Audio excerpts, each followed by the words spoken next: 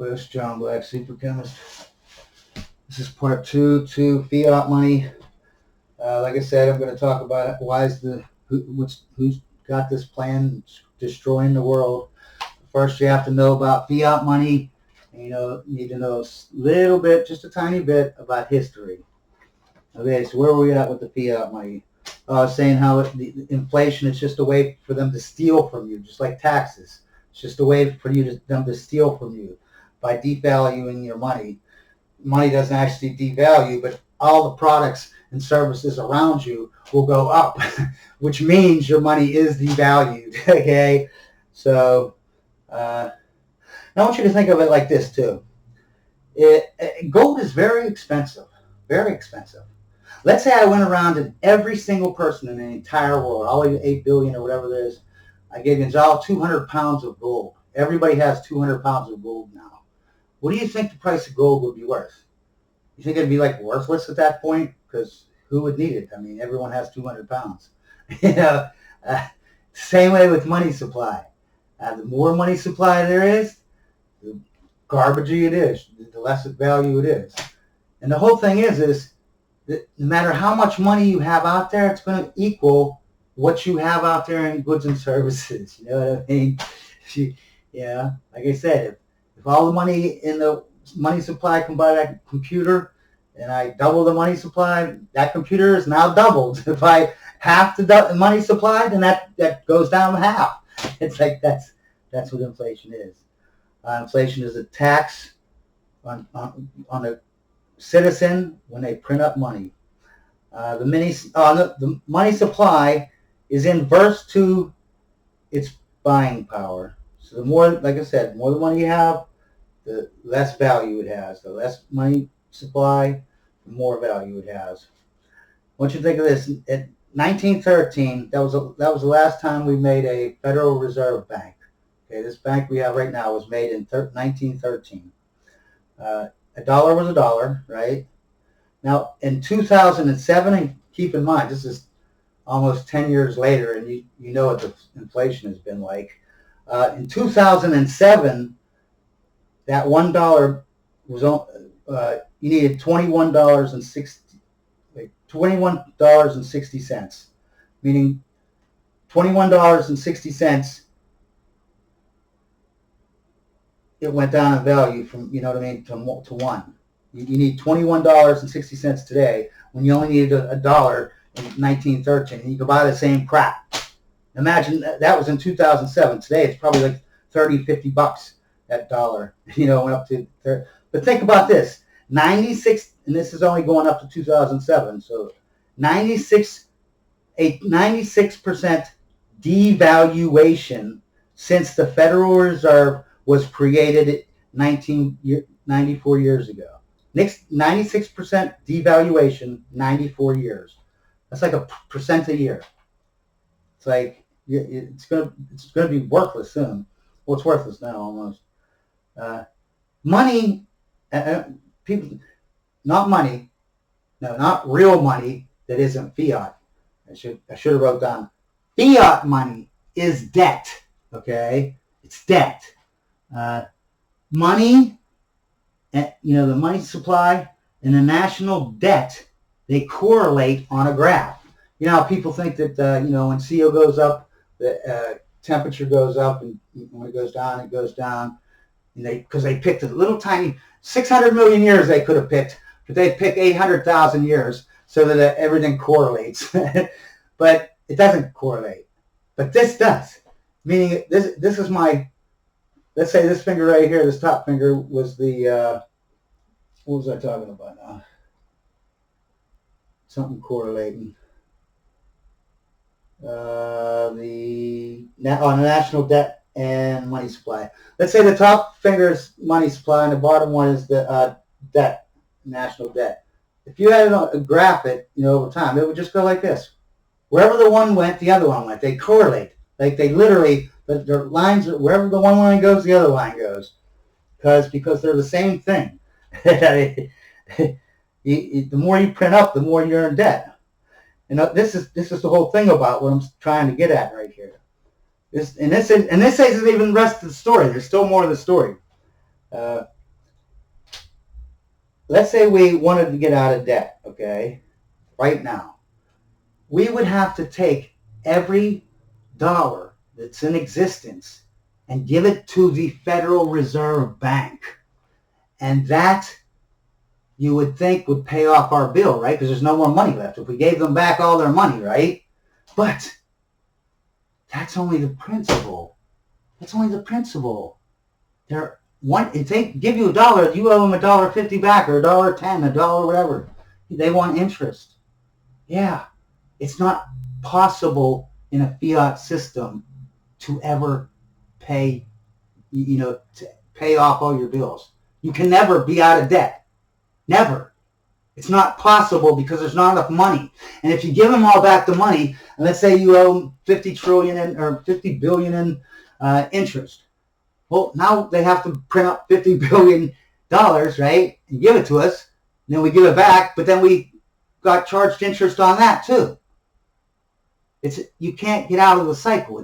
The debt is built in. As soon as you use your Federal Reserve Bank one time, you are indebted. And it's not just that you're indebted into a cycle. A cycle. Yeah. See, this type of system, a fiat system, has an end. Like if you have regular money, there's no end. I mean, your country might go away or whatever, and your currency might too, but there's no expiration date on this type of a what were you calling this? Fractional reserve banking system with fiat money. Okay, there's an end, literally. Like if you play a game of chess, there's an end. And the end is that you have to keep, the thing is, it's a cycle, is you borrowed money, right? You have to pay it back. So you pay them back some of it, you know what I mean? And it's just a never-ending cycle of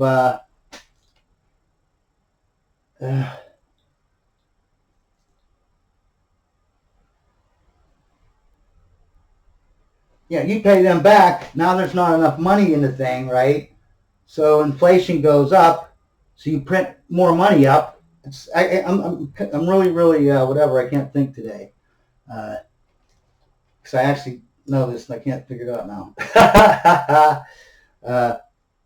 But anyways, it's a cycle that you can never get out of because you're in debt more than you know what I mean. Even if you gave like I said, if you gave every dollar back, and that's what you're in a cycle of. You have to. That's why they always say, we have to create jobs. We have to create businesses. We have to create a bigger, we need employees. We need businesses.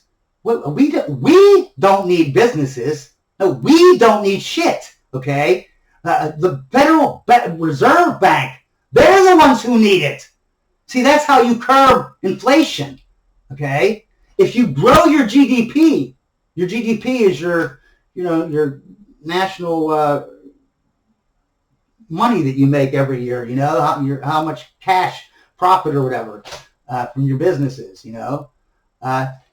if you build your economy bigger and bigger and bigger, right, that curbs inflation. When you print money, it does the opposite. You know what I mean? So put it this way, our national debt was $18 million 8 years ago. Today, it's doubled in 8 years. Okay? 8 years. Okay?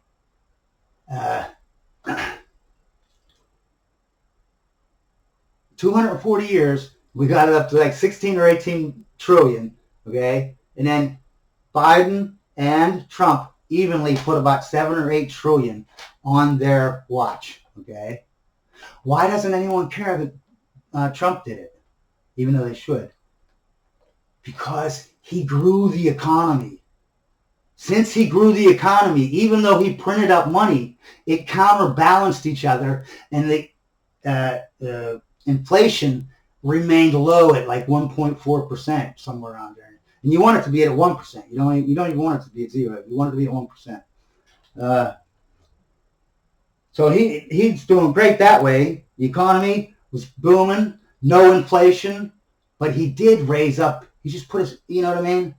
We're talking 240 years to get to the halfway point, and then 2 presidents in 8 years doubles the national thing. But the reason why Biden, he didn't grow the economy. He fired everybody, forced us to go put masks and lock ourselves in our homes and stuff. People lost their jobs and businesses. And so he didn't create his economy, you know, and he printed up on money. So he double whammied it. He did both ways to screw us over, man. And you saw how the inflation went. Let's see where I am. This is the whole story. That's not the whole story. Wait.